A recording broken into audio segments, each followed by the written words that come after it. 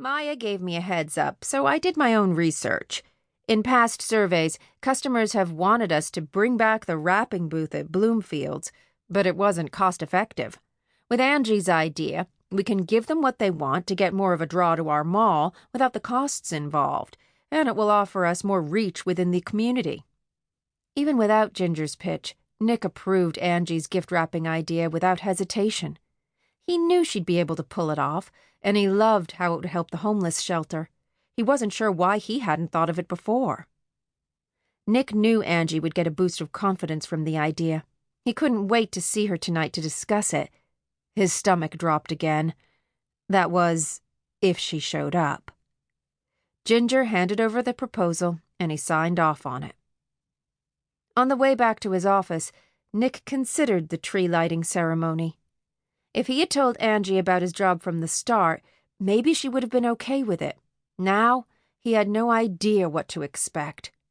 The unknown worried him more than the secret he had kept from her. Nick couldn't ignore the memory of her in his arms the other night. In the time they spent together, he knew she'd started to have feelings for him too. He felt it in every fiber of his being. Had he ruined any chance with her?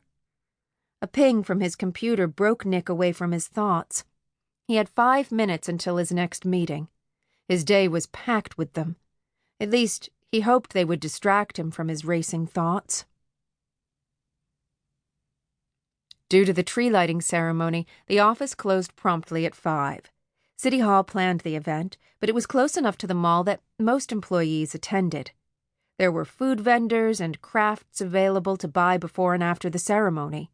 It was one of the local family events which drew in most of the town and surrounding areas.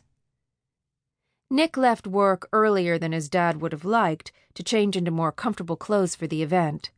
The temperatures dipped at night, and he wanted to be warm. Many of the office employees would be there, but he wasn't going to risk getting pegged as their workaholic boss. On the way over, he practiced what he would say to Angie if she showed up. For some reason, the words came out robotic and without feeling. Heat licked at his skin, and his hands slid along the steering wheel as he drove. After parking, he approached the 30-foot tree centered in the outdoor courtyard a block away from the mall. The smaller trees outlining the sidewalks had twinkled since the 1st of December, but the larger tree lighting signaled the official start of the season. Nick had glimpsed the maintenance staff stringing lights during the day, but there was nothing like seeing it lit up at night. As a child, Nick had attended the ceremony with David and his mom while his dad worked.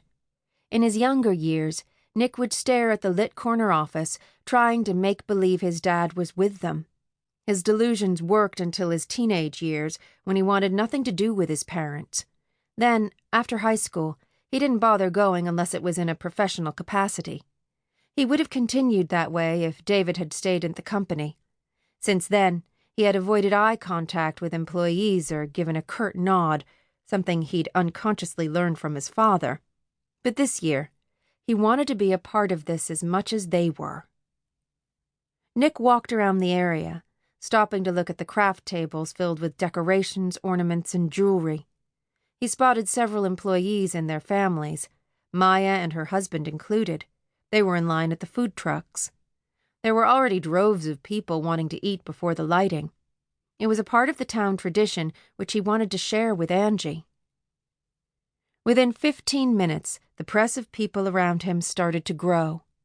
He wouldn't blame Angie for standing him up, but he hoped he'd have the chance to explain himself further. What he told her before was the truth, but he hadn't given her context of his worry. He wanted to share his entire self, only if she gave him a chance. Nick spotted a familiar splash of coiffed gray hair in the crowd, and his body stiffened. His father had sent a memo to the staff to attend the event, but Nick hadn't expected to see him right away. Quinn weaved through the people with his eyes trained on Nick. His mother, Jared, Ivy, and another older woman accompanied him. For once that day, Nick was glad Angie wasn't there.